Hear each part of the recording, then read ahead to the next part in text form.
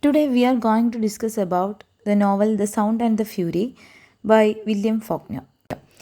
He is one of the most celebrated American novelist, short story writer and screenplay writer. And he was born in New Albany, Mississippi. But his family soon moved to Oxford, so Faulkner came from a rather distinguished Mississippi family. With the publication of his third novel, Sartoris, Faulkner placed his novel in a mythological county, which he called Yokna-Padua County. Most of the rest of his novels takes place in the county, and it is one of the Faulkner's greatest achievements is the creation of this imaginary county. And he won Nobel Prize in the year 1949 for his powerful and artistically unique contribution to the modern American novel, and he won Pulitzer Prize twice. His major works are As I Lay Dying, Light in August, Absalom Absalom, The Sound and Fury, and he went to Hollywood as a screenplay writer. And first he adapted his short story Turnabout as the movie Today We Live, and the Ernest Hemingway's novel To Have and Have Not. His childhood memories and the tales heard from his African American servants proved to be an infinite source of his creations. The major themes of his works are post war anguish, depression, ennui, along with the predatory injustices and inhumanities of the Reconstruction era. He has written the Snobs trilogy. It's a very interesting story which includes the Hamlet, the town, and the mansion. His fourth novel, The Sound and the Fury, was not an immediately successful one. Faulkner's renown reached its peak with the publication of Malcolm Cowley's The Portable Faulkner. And with the economic success through literature, Faulkner could purchase his ancestral home, Rowan Oak. His sixth novel, Sanctuary, is a sensational story which was published in the year 1931. In 1998, American book publishing imprint Modern Library ranked this novel sixth on its best of the 100 best English language novels of 20th century. And when we consider the title of the novel, The Sound and Fury, which was taken from Shakespeare's tragedy Macbeth Act 5 Scene 5. From the lines, out, brief cantle, life is but a walking shadow, a poor play that struts and frets its hour upon the stage, and then is heard no more. It's a tale told by an idiot, full of sound and fury, signifying nothing. But in this novel, it signifies something. It narrates the sound and fury of the Cobson family. So, life is a shadow. This implication is used also by Faulkner to suggest that actions performed by modern man are only shadows of the greater actions performed by men of the past. That modern man is only a shadow of a being, imperfectly formed and inadequate to cope with the problems of modern life. The novel sets in the place Jefferson, Mississippi, in the first third of the 20th century. And the novel details about the Cobson family, former Southern aristocrats who are now struggling to deal with the dissolution of their family and its reputation. And the novel told in 4 chapters by 4 different voices and out of chronological order. Now we move on to the characters of the novel. So it's a story about the Cobson family. The couple, Jason Compson, the father figure, and Carolyn Cobson, the mother figure, they have 4 children, 3 sons and 1 daughter. Jason Compson, the father of Cobson family, he's a cynical and detached man. And he's a pessimist also. He's an alcoholic lawyer. And his cynical opinions that torment his son, Quentin. And Carolyn Compson, she's the mother of Cobson family. She's a whining, selfish, neurotic woman who has never shown affection for any of his children except Jason. She demands that all her wishes comes first. And in her old age, she has become an abusive hypochondriac. They have 4 children, 3 sons and 1 daughter. The oldest son is Quentin Compson. He's a passionate and neurotic man. overly sensitive of his sister's sin, and at last he commits suicide by drowning himself on June 2nd, 1910. And his sister is Cadence or Caddy. Caddy is the only daughter of Compson family. She's a strong-willed and yet caring daughter. Her brother Benji is only real caregiver and Quentin's best friend.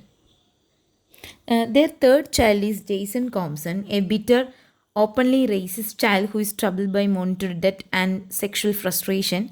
He hates everyone except himself and his mistress Lorraine and respects only himself. He works at a farming goods store owned by a man named Earl and becomes head of the household in 1912. And their youngest child is Benjamin Cobson or Benchy. Previously, his name is Maury. He is a mentally disabled child, and during the story time, he is now 33 years old, who is a constant shame and grief for his family, especially to his mother, who is insisted on his name changed to Benjamin.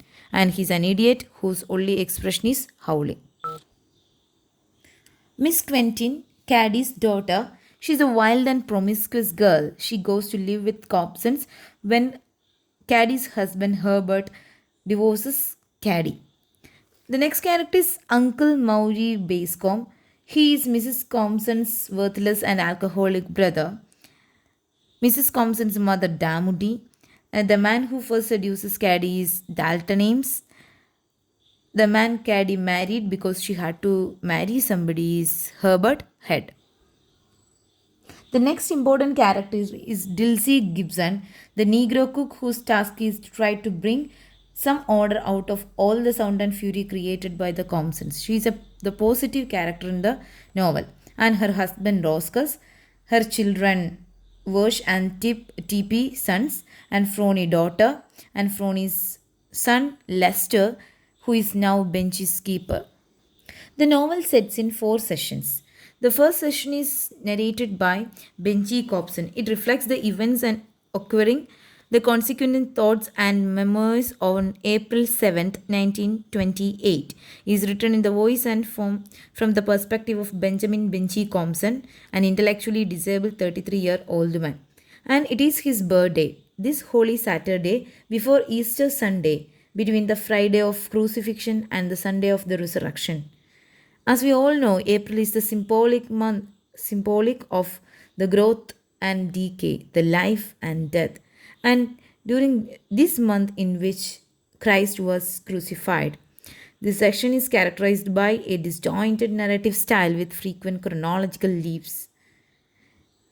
Benji Compson is often called a Christ figure because he is 33 years old and the age of Christ when he was crucified. Benji has been castrated.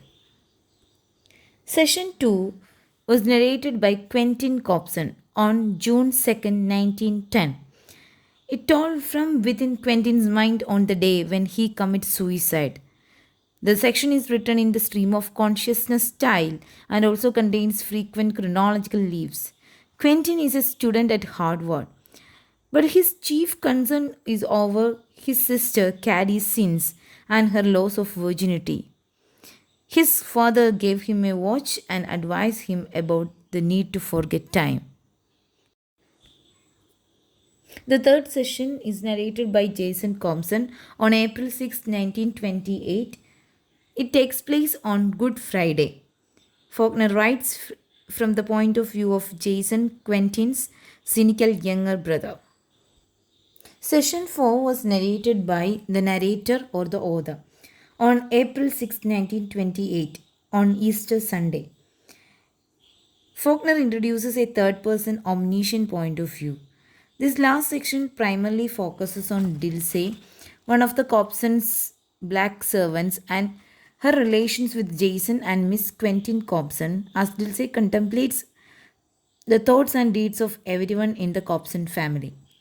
In 1945, Faulkner wrote a Cobson appendix to be included with the future printings of the Sound and Fury. It contains a 30-page history of the Cobson family from 1699 to 1945.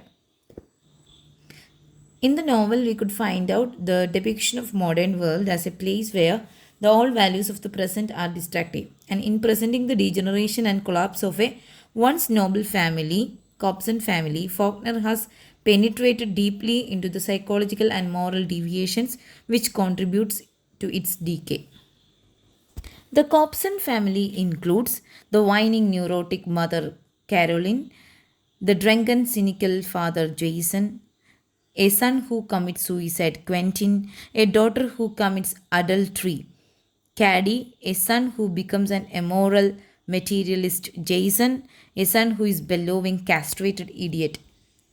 Faulkner harnesses the brothers' memories of their sister Caddy, using a single symbolic moment of forecast the decline of the once prominent Cobson family and examine the deterioration of the Southern aristocrat class since the Civil War. The major themes prevailed in the novel. First one is the corruption of Southern aristocratic families. The first half of the 19th century saw the rise of a number of prominent Southern families such as the Compsons. These aristocratic families espoused traditional Western values. The Civil War and the Reconstruction devastated many of these once great Southern families economically, socially, and psychologically. Faulkner contends that in this process, the Compsons and other similar Southern families lost touch with the reality of the world around them because lost in a haze of self absorption. The next theme is resurrection and renewal. Three of the novel's four sections takes place on or around Easter 1928. Though the Easter weekend is associated with death, it also brings the hope of renewal and resurrection. Though the Cobson family has fallen, the Gibson family member Dilsey represents a source of hope. Dilsey, the black servant, is herself somewhat of a Christ figure. Time, memory, and the past is a main theme in the novel The Sound and the Fury. Whereas Benchy completely lacks the sense of time, Quentin is obsessed with time. Quentin's main preoccupation is with the lost glory of his Compson family, as represented by Caddy's lost virginity. So the constant chiming of clocks and the ticking of his father's watch becomes a symbol of the decline he cannot escape. And among the main characters, Dilsey Gibson has the only healthy relationship with time and the past. She is able to step back and see herself, the Cobson family, as a small piece of history. Decline and corruption. One of the overreaching themes of the book is the decline of the Cobson family, which also acts as a symbol of the decline of the South itself. The family was once a model of wealthy, slave owning Southern aristocracy before the Civil War. By the time of the novel, however, the Cobsons have lost most of their wealth and land, despite their feeble attempts to halt their downward spiral. They sell off most of their land to pay for Quentin's education at Harvard, itself an attempt to maintain their social status. Sin and sexuality is a major theme in The Sound and the Fury. For a traditional Southern lady, sexuality is associated with sin and virginity with innocence. But Caddy tramples on Southern chastity but by becoming sexually active at an early age. The association of sexuality with sin and uncleanness is symbolically foreshadowed by Caddy's dirty underwear as a child. Miss Quentin, Caddy's illegitimate daughter, inherits her mother's promiscuous nature, but Miss Quentin feels no shame for her actions.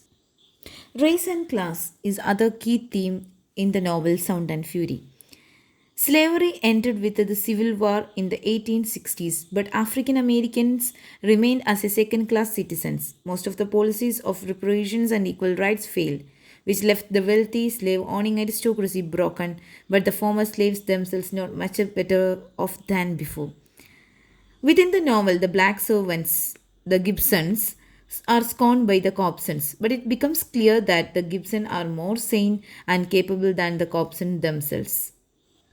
As far as the themes of the Sound and Fury are concerned, Faulkner's own opinion regarding the use of language and narrative in the novel is Faulkner himself admitted that he could never satisfactorily convey the story through any single narrative voice. So he decided to use four different narrators, highlight the subjectivity of each narrative, and cast doubt on the ability of language to convey truth or meaning absolutely. Benji, Quentin, Jason have vastly different views on the Compson tragedy, but no single perspective seems more valid than the others. When we analyze the symbols used in the novel are water, Quentin's watch, Caddy's muddy underclothes, and Caddy's perfume. Water symbolizes cleansing and purity throughout the novel, especially in relation to Caddy. In the stream as a child, Caddy seems to epitomize purity and innocence. However, she muddies her underclothes, which foreshadows Caddy's later promiscuity. Benji gets upset when he first smells Caddy wearing perfume. Still a virgin at this point, Caddy washes the perfume off, symbolically washing away her sin. Likewise, she washes her mouth out with soap after Benji catches her on the swing with Charlie. Once Caddy loses her virginity, she knows that no amount of water or washing can cleanse her. The another important symbol used in the novel is Quentin's watch. Quentin's watch is a gift from his father who hopes that it will alleviate Quentin's feeling that he must devote so much attention to watching time himself. The motif of the novel is time, water, and shadow motif. The shadow motif refers chiefly to Quentin and to a lesser degree to Benji. Quentin's final act is that of jumping in the river where he will meet his shadow rising from the water below to meet him.